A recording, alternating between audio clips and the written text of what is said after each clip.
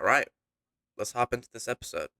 But before we do, I'm gonna answer what my Halloween costume was. So, if you guessed in my last video what my Halloween costume was, I'm pretty sure you didn't get it right. There weren't really anyone who commented on the last video, unfortunately. So I can't really say, "Oh, you got close," no, because no one even guessed. But if you were wondering, my Halloween costume was 2012 Splinter, and the reason I'm a skeleton is because 2012 Splinter is dead. It's dark, it's twisted, and it's messed up. But I needed a TMNT costume to go as, and I kind of had to decide something last minute, and that's what I came up with. So if you don't like it, I apologize, but it was funny to me, and I figured it'd be kind of fun to have you guys try and guess what it was, knowing none of you would get it. Um, but yeah, let's hop into this episode and do an overall breakdown of what I remember to be a pretty good characterization for Leah. You are a natural leader with a bold, commanding presence that people can't help but follow. They respect you, and maybe fear you a little too, but most importantly, they listen to you. So, what Leo's talking about here, and the information the fortune cookie provides to him, he talks about how a good leader is someone they respect and fear, but most important, they listen to him. However, this contradicts a statement he makes later, saying that a good leader should listen to his team. For real, this is a terrible idea. Will you stop that? Oh, why do I always get saddled with you? Okay, what Leo says here implies that he gets stuck with Pigeon Pete a lot, which isn't shown in the show at all, but it must have been something that have happened off camera, because this is the first time we've seen Leo and Pigeon Pete have any kind of major team up. Oh, take it easy. You take it easy. I hate birds. Go get me some hand sanitizer. Go! Shh, it's okay. They're small, you're big, they can't hurt you anymore. And one day I'll destroy them all. Okay, I think this is a really strange way to portray a character. I have a theory that this guy, this detective here, could be this show's version of Bishop. Due to his ties with the EPF and a lot of visual clues throughout this entire series, it's possible he could be Bishop. Which, if he is, I think it sucks, because having Bishop, such a serious character, be afraid of pigeons doesn't seem like a good character trait.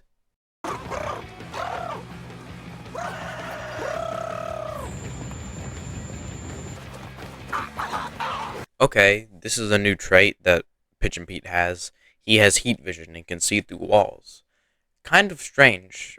I don't really understand what part of Pigeon Pete's mutation caused this. It's not like his mutation was unique in any way, aside from the chemical that was mixed in with Mikey's blood whenever it fell into the trash can. Unless that has something to do with his heat vision, it doesn't make sense why he has heat vision. But I guess it's a cool character trait. Some leader you are, man. People are supposed to listen to you. Here's some more self-doubt about Leo and his ability to be a leader. The fact that his team doesn't listen to him completely messes with him psychologically, because he believes if you're a good leader, your team would listen to you. And the fact that no one listens to him makes him think that he's not a good leader. It's a very psychological problem that Leo has convinced himself that he's not a good leader. What kind of storm is this? But it was no storm causing this. It was Lee, the eel. Yeah, you Everybody knows. three Come other on, we know times. already. Yeah, this was before Michelangelo encountered her, but after Raphael. What about me? Somewhere in the middle. In the 5th episode of the Mechazoid story arc, we actually got some context clues on how the timeline came together of each individual turtle and how their missions align with each other chronologically. And we're getting the same thing in the 5th episode of this story arc. I'm sorry about what I said. Okay, just tell you this isn't cool.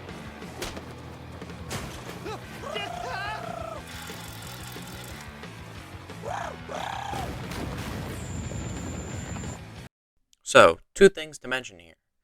One, the billboard that they fly through at the beginning of the scene is a billboard for Bob's Chicken Factory. So, more references to the Bob's Chicken situation from Raph's episode before. And second, when Pigeon Pete is using his heat vision here to look at Lee the Eel doing her tunnels and stuff underground, it appears as if there's two heat signatures, which implies that Commander Sally got to the water pump facility by following Lee through the tunnels. No, not that way.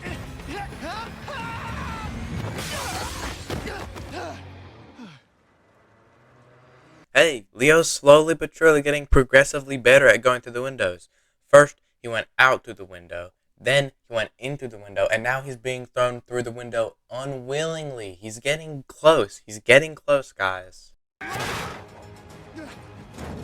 We have to get out of here.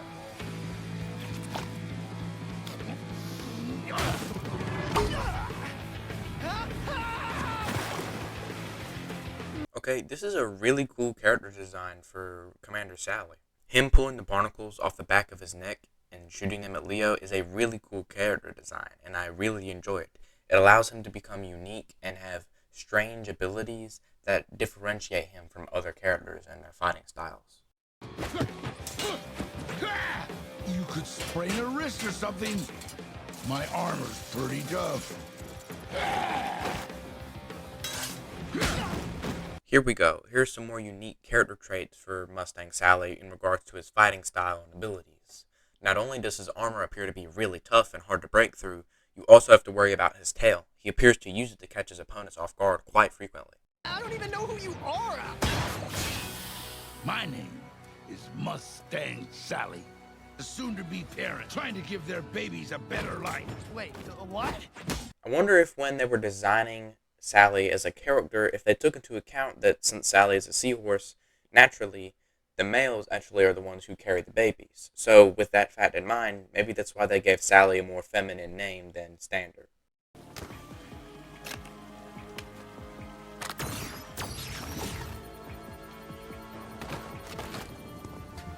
You have 5 minutes to comply! 5 minutes? That's plenty of time. This is the scene I was talking about earlier. This scene here makes it seem as though the detective has ties to the EPF, which could imply that he could be this show's version of Bishop. Now, it's not guaranteed, and there are a couple of other people who could be this show's version of Bishop as well, but I think it's definitely a good idea to keep eyes on his character and see if he comes up anymore in the future.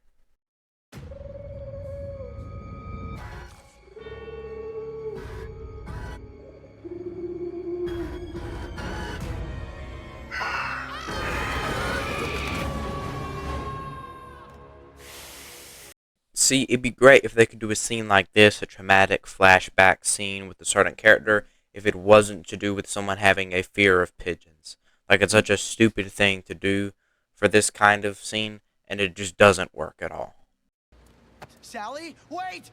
You don't have to do this. We can help you. You know what your problem is? You don't listen. I'll do whatever I have to do for my kids. Sally? Sally! Here we go. We got good characterization for Sally here. Right here in this scene, he talks about he'll do whatever he has to for his kids. Now, Sally doesn't have kids, and he's not pregnant, according to Lee the Eel in the previous episodes. However, I do think it's important to know that Sally's doing everything he's doing to help his future kids, and I think that's a pretty noble reason for Sally. Another thing here, Sally tells Leo his problem is that he doesn't listen, which once again contradicts what the fortune cookie said, and it tells him that a good leader should listen instead of what the fortune cookie says. So sleepy. Jimmy, Dennis, where are you? George? George? Bro, this scene here is something straight out of Batman Arkham Knight. Like, you know, if you've played the Batman Arkham games, you know exactly what I'm talking about.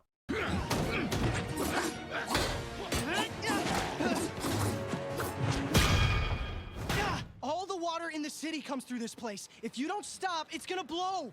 It's the only way!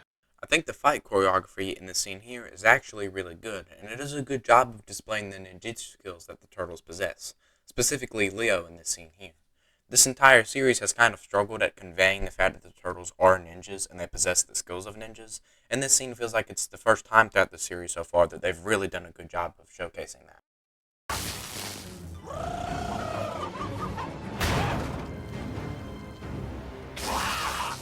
Yeah, gotcha! Pete! You should have listened to the bird.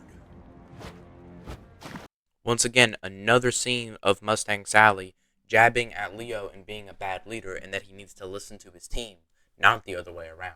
Really good demonstration here of what it means to be a good leader.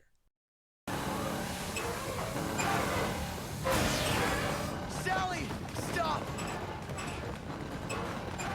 If you do this, they'll blame all mutants for it. My family, my friends. My family is the East River Three. This is a really good point brought up from Leo here, and I actually think it's something that this show and the entire universe should heavily focus on. Mutants are going to be something that are naturally resisted by the public and humans, and all the mutants who do bad things to try and make ground are only going to harm mutants and their entire reputation more. It's very important that Leo is telling Mustang Sally here that what he's doing is only going to make mutants be discriminated against more. And I think it's a really good showcase of the potential a universe like this has. What the heck is going on? We gotta get out of here. No! Not until I have him!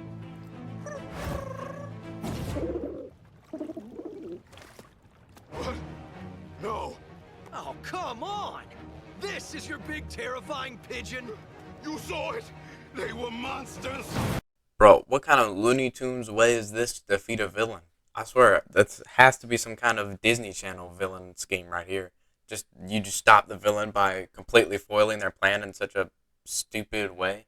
So dumb, but I guess it works.